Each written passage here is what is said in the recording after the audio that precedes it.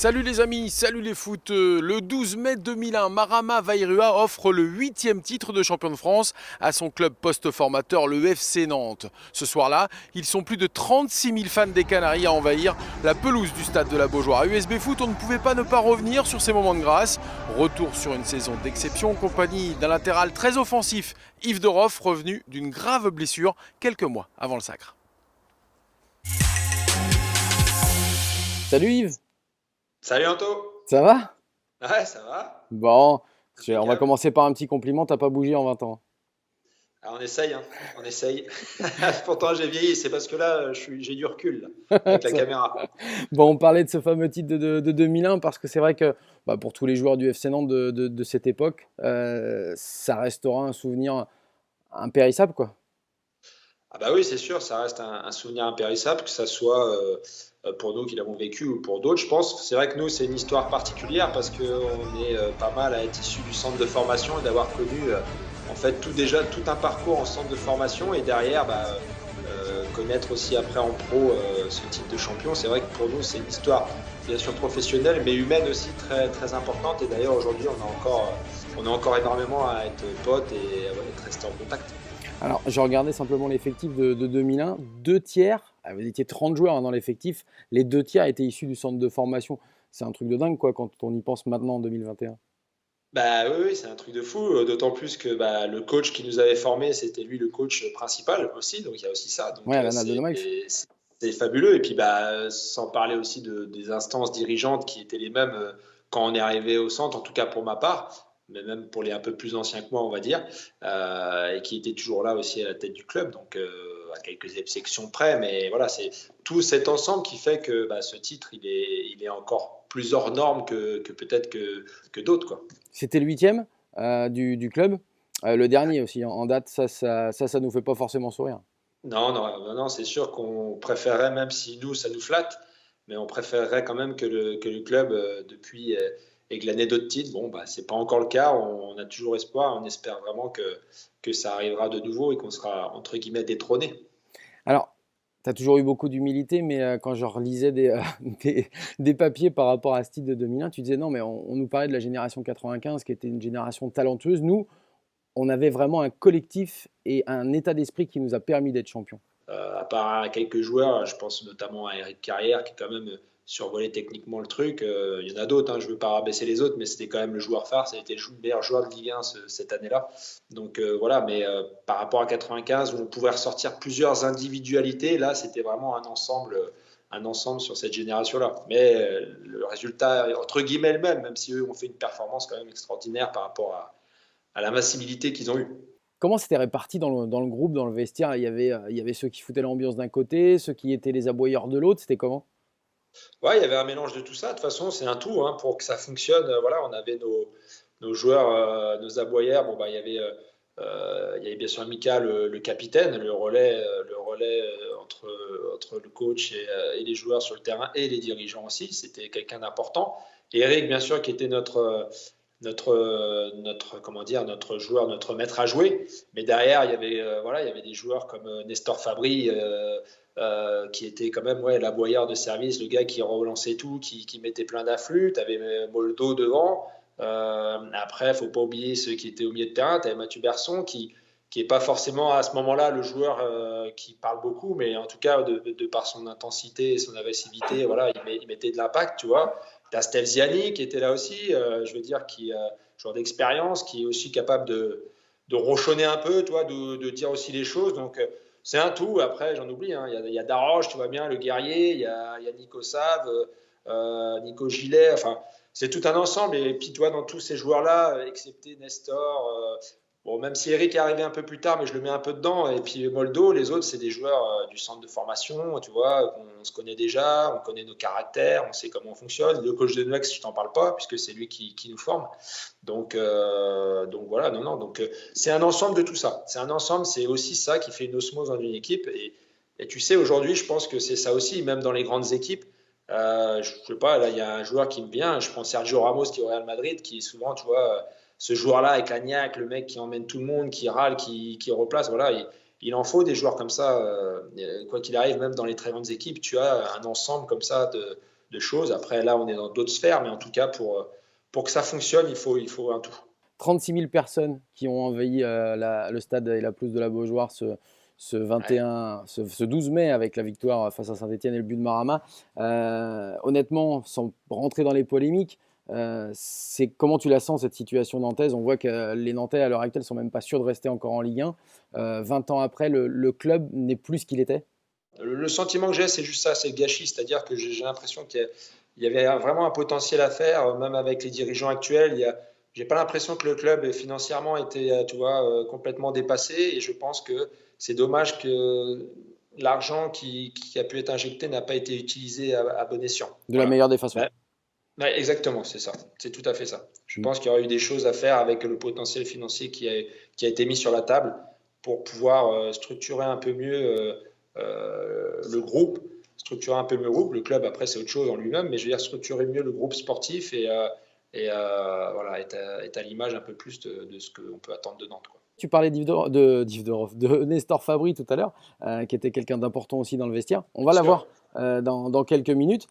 Juste donne-nous une anecdote. C'était, je sais pas, et moi je l'ai toujours dit, à chaque fois il levait la main, il rouspétait sur le terrain. Il y a un truc qui t'a marqué, toi? Bah moi, c'est ça, c'est son côté vraiment compétiteur à 100%, que ce soit en match, mais aussi à l'entraînement. Et donc, nous qui étions jeunes, c'est vrai que des fois, on en rigolait un peu, parce que nous, tu vois, un peu insouciants, on se dit, bon, on était des compétiteurs, faut pas le croire. Quand tu arrives professionnel, tu es un compétiteur dans l'âme, sinon, c'est pas la peine.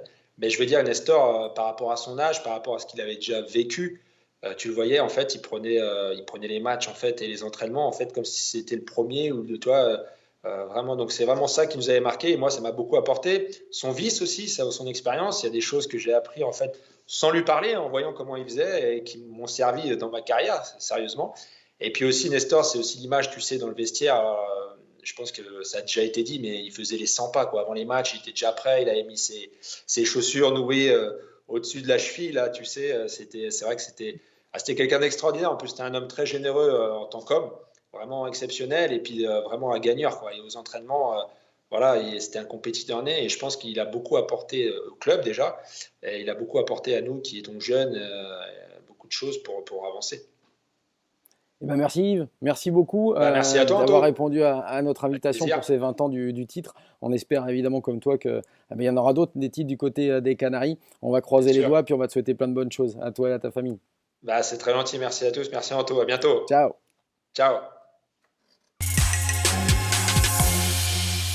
Le parfum enivrant d'un titre de champion de France, ça nous manque, hein, franchement. Allez, les conditions sanitaires et le coronavirus nous empêchent d'occuper les studios du SB Foot, mais pour autant, pas question d'occulter notre zapping de la semaine.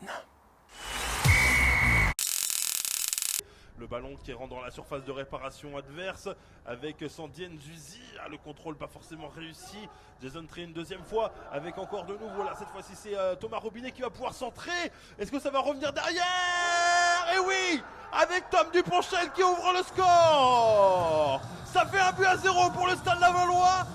Ce n'est pas totalement immérité au vu du début de rencontre, au vu de cette rencontre de façon générale. Tom Duponchel qui va aller inscrire son premier but sous les couleurs des Tango. Pareil.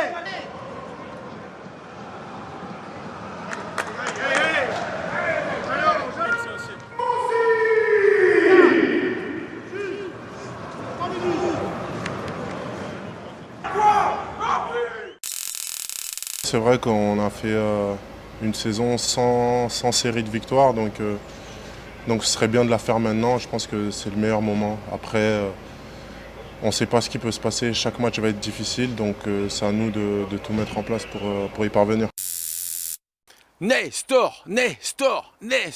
En 2001, le FC Nantes peut compter sur l'un des meilleurs gardiens de sa génération, Michael Landreau, mais également sur un défenseur argentin aguerri, expérimenté en la personne de Nestor Fabry. 22 sélections au compteur, une Coupe du Monde 90 à son actif. Son palmarès est éloquent, un titre de champion, 2 Coupes de France avec son club, le FC Nantes. Et si on le retrouvait ?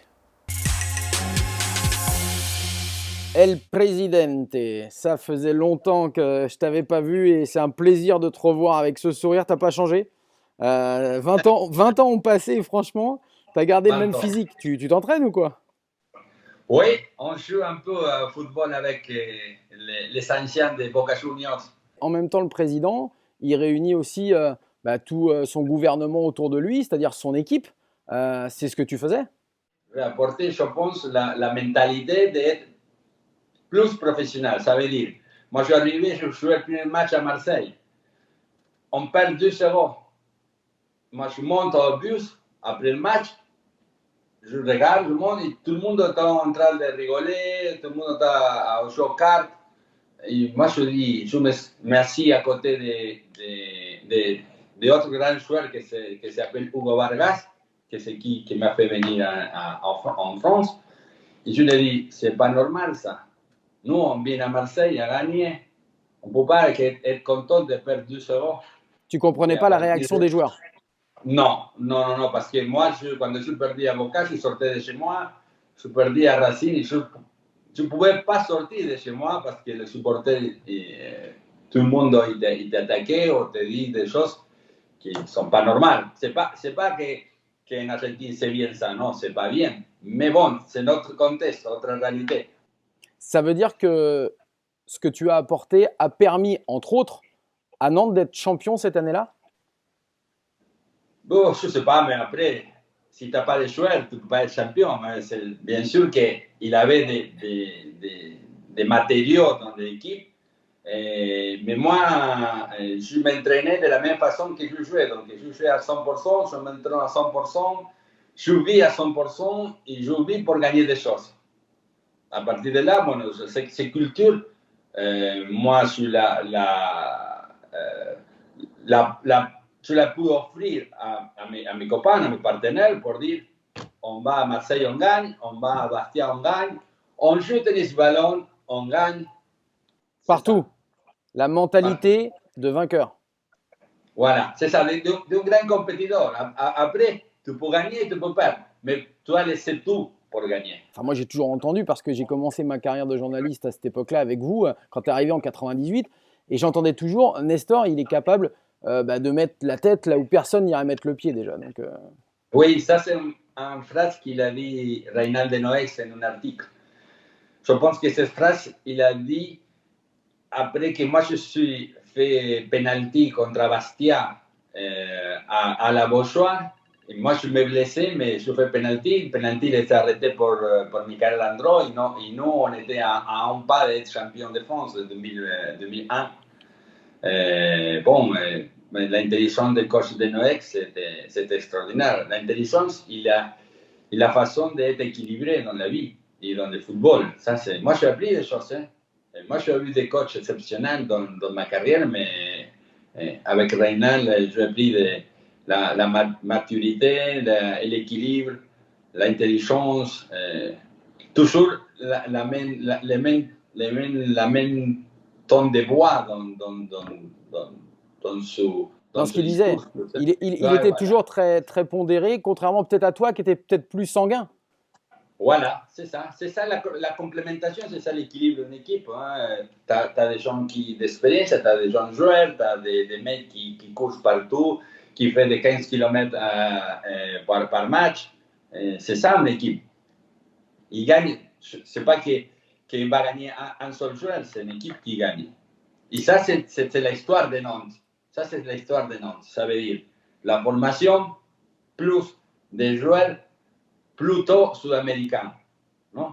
Plutôt sud-américains, en grand pourcentage de sud-argentins, mais des joueurs qui vivent d'autre façon, que si plus on joue, que s'il se fait chaud, on joue, s'il a la neige, on joue, si le terrain il est glacé, on joue, c'est ça le plus important. Quel souvenir tu gardes particulièrement du stade de la Beaujoire?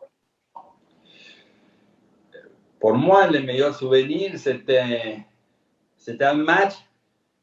C'est un des deux souvenirs. Le premier, c'était la rentrée du public après le sifflet final du match contre Saint-Étienne. C'était impressionnant. C'était des fourmis dans les terrains qui sont rentrés. Et nous, on était au milieu de la vague, on va dire, de la vague, et on rentrait au vestiaire, je ne sais pas comment. il a autre histoire que moi je me rappelle beaucoup. Moi, j'étais avec Guingamp à la Beaujoire. Ils ont me fait, les supporters nantais, ils ont me fait je sais pas, c'est un hommage pour avoir c'est un mec simple et pour avoir laissé tout pour les maillots nantais. C'est un souvenir que moi, je me rappelle tout le temps, que j'ai dans la tête, avec les drapeaux argentins, avec à la fin. Aussi, il voulait que moi, je frappe un penalty contre Nantes, et moi, je ne le fais pas. Que c'était Drogba ou Maoulouda qui a frappé le penalty, le troisième but. Mais bon, ça, je ne peux pas demander plus du public nantais. C'est triste de voir que depuis 20 ans, mais même depuis 20 ans, il y a plus de titres. Mais non seulement il n'y a plus de titres, mais il n'y a plus non plus de résultats sportifs. Il a presque 3 descentes, il va voir si cette année ça descend aussi. C'est triste pour un club qui jamais il a descendu. À mon époque, jamais ils ont été descendus, l'équipe. Mais bon, c'est la réalité. Je pense que la mentalité du club, il était triste parce qu'ils ont cassé la formation, parce qu'ils ont dit on va changer la façon de l'histoire de Nantes, on va acheter les joueurs, et à partir de là, c'est tout tombé. Nestor, une dernière petite question. Avec ce titre de 2001, tu disais que tu revenais généralement sur Nantes lorsque tu étais agent de joueur notamment. Tu as des relations encore, des coups de téléphone avec des gars dans l'équipe? Oui. On est dommage pour le virus, pour le Covid. On ne peut pas fêter les 20 ans de la Coupe de Calais aussi, contre Calais, la Coupe de France. C'est fêté l'année dernière. Oui, c'était prévu. Hein. Oui. Donc, moi, je relationne avec Nicolas Gillet, avec Da Rosa, Savino, Michael Landreau, Philippe Chambel, beaucoup des amis, même Reynald Denoès, qu'on ne s'est pas appelé tout le temps, mais bon, on a une grande relation parce qu'on a laissé des choses. Tu sais, dans la vie de l'être humain, tu dois laisser des choses. Si tout le monde à Nantes, à cette époque, il a laissé d'apprentissage, que c'est très important. Eh ben, on va pas te dire que tu as laissé des choses, tu le sais, et c'est vrai que tu laisseras une trace indélébile de toute façon ici à Nantes, dans la ville, dans le club, et on est vraiment super heureux de t'avoir eu pour reparler de ce titre de 2001. On va terminer en te souhaitant justement un très bel anniversaire, parce que le 29 avril, tu le disais, ce sera un anniversaire de plus pour toi. On tait l'âge parce qu'on sait très bien que, vu comment tu es conservé, l'âge a peu d'importance. Et on va te souhaiter plein de bonnes choses avec le foot féminin en Argentine, puisqu'on sait que désormais, eh bien, tu t'en occupes et tu t'en occuperas parfaitement. Et on les reverra très certainement dans le haut du tableau, les filles d'Argentine. Un grand merci à toi, Nestor. Non, merci à tout le monde. Moi, je suis nantais. Je suis nantais parce que je pense que notre avis, je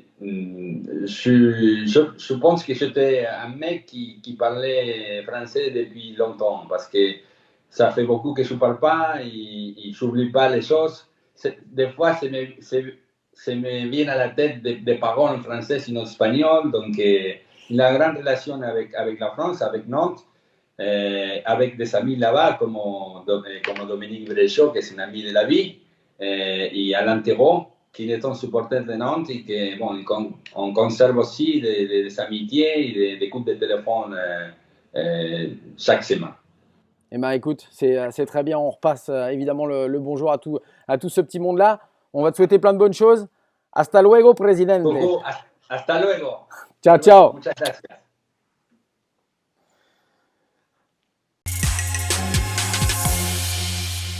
Voilà, c'est déjà la fin de cette USB Foot. La semaine prochaine, on croise les doigts pour réintégrer nos studios et continuer de vous parler de cette fin de saison de foot passionnante. Il y aura bien sûr du FC Nantes, mais également Angers, Le Mans, Laval et Cholet. Personne ne sera oublié du côté d'une semaine en ballon. À très vite.